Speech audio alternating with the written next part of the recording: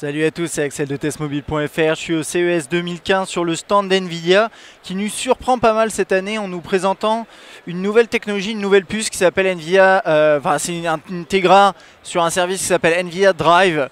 Alors c'est vrai qu'on ne s'attend pas à voir ce genre de choses sur le stand de NVIDIA, mais cette année, il n'y a que ça. Je crois pas qu'il y ait autre chose que ça. Alors je vais vous faire un petit tour.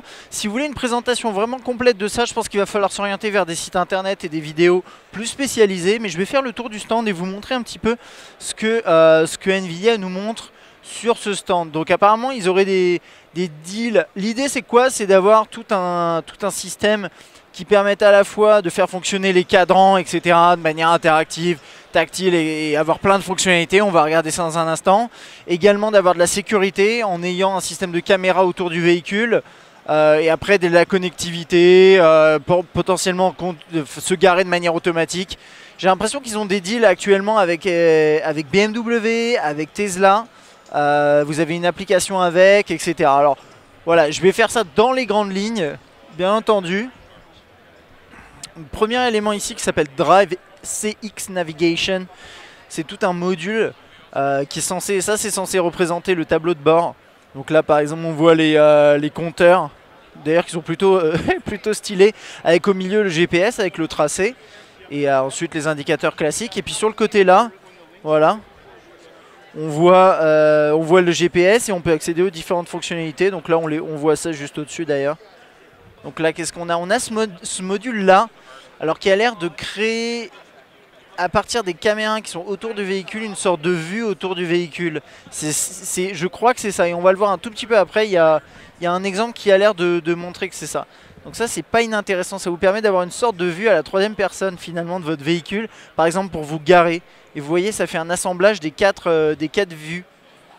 C'est assez incroyable en fait d'ailleurs. Alors là c'est une simulation bien entendu, mais sur le principe je trouve ça assez excellent. Donc sur un tableau de bord qui ressemblerait à ça. On va continuer un petit peu. Alors bon désolé, il y a des gens, c'est un peu à l'arrache. Là on a un autre système qui nous montre ce qu'une caméra serait capable de détecter. Alors ça peut être bien pour de la sécurité, ça peut être bien pour vous signaler qu'il y a un piéton qui passe, ce genre de choses. Donc là vous voyez par exemple, il détecte qu'il y a une voiture. Ensuite il peut détecter qu'il y a un véhicule avec voilà alors là c'est un véhicule avec des passes, enfin je sais pas, un petit véhicule. D'ailleurs c'est dans Vegas, c'est assez marrant.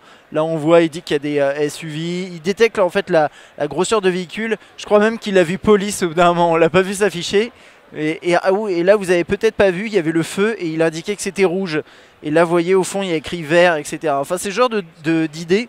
Et le concept derrière, une fois qu'on a la reconnaissance des véhicules, la reconnaissance des feux, des panneaux, on peut faire énormément de choses. Donc par exemple, vous signalez quand il y a un obstacle sur la route, vous signalez tout simplement si le feu devient passer au rouge ou vert, si d'après le système la voiture compte pas s'arrêter. Enfin bref, il y a pas mal de systèmes. Là il y a une Audi TTS, je connais pas du tout les bagnoles mais elle est plutôt stylée. Et a priori le système est intégré à l'intérieur. Alors je vais pas rentrer dedans parce que je pense qu'il y a une queue assez costaud, mais on voit à l'intérieur, ça a l'air d'être intégré, bref, peu importe. Et il y a une autre voiture derrière, alors on va continuer à faire un tout petit peu le tour, si vous le voulez bien. Donc là, on a quoi? Un autre compteur. Ici, par contre, on voit la musique notamment. Il y a écrit Digital Cluster à droite, je ne sais pas ce que ça signifie. Ouh, ça j'aime bien. Donc vous voyez par exemple avec des vues comme ça, la possibilité de voir au-dessus, la consommation, le temps de parcours j'imagine, ce genre de choses. Là alors ça passe au rouge, j'imagine qu'on a dépassé la vitesse autorisée peut-être, ça doit être quelque chose comme ça. Enfin bon, moi j'adhère pas mal à tous ces systèmes là parce que au final autant il y a pas mal d'endroits où apporter de la connectivité et de l'intelligence ça peut être gadget, mais dans un véhicule c'est extrêmement important parce que c'est une question de sécurité aussi. Alors voilà, il y a ce truc là dont je voulais vous parler tout à l'heure. Là vous avez une vue extérieure sur le véhicule qui est reconstituée à partir des 4 plans ici que vous voyez. Donc l'idée c'est quoi? C'est, si je me trompe pas, après vous corrigez-moi si vous avez lu des articles complets, mais là on a le véhicule, bon, simulation, les différentes vues, donc droite, gauche, en bas et en haut. Et à partir de tout ça, enfin devant et derrière, excusez-moi. Et à partir de tout ça, il est capable de recréer une sorte de vue en 3D de cette façon-là. Par exemple, pour vous aider à vous garer, mais pas uniquement, ça peut être tout simplement de la sécurité. Pour voir, je sais pas, ce genre d'éléments. Et là, il est capable apparemment de recréer ce genre de vue. Alors, il faudra voir dans les faits ce que ça vaut. Mais sur le principe, ça semble assez intéressant. Je vais essayer de me faufiler par là. Toc. Là, j'ai un autre exemple de ce dont on parlait tout à l'heure. Du coup, les gens, ils se poussent sur mon chemin parce que j'ai une caméra, les pauvres. Donc voilà, ça peut ressembler à ça avec le trajet GPS en dessous et juste au-dessus, une des caméras. Alors là, c'est un autre système encore. Je vais me promener encore un petit peu. Là, on a un exemple vidéo qui nous montre à quoi ça pourrait ressembler. Sur une Lamborghini, rien que ça. Voilà. Non, apporter de la connectivité et de l'intelligence dans les véhicules, c'est vraiment, d'après moi, c'est une grosse tendance de toute façon du CES depuis plusieurs années. Et c'est clairement un élément qui peut apporter un gros plus aux gens. Autant la domotique, ça peut être intéressant, mais c'est pour rendre la vie meilleure, entre guillemets, plus simple, ce genre de choses. C'est ça un peu ce qu'ils disent. Mais là, pour les véhicules, c'est aussi une question de sécurité. Alors là, on voit des sacrés véhicules. Bon, il n'y a pas grand chose à dire là-dessus, quoi. Voilà, c'est aussi ça le CES, c'est les États-Unis, c'est des grosses bagnoles.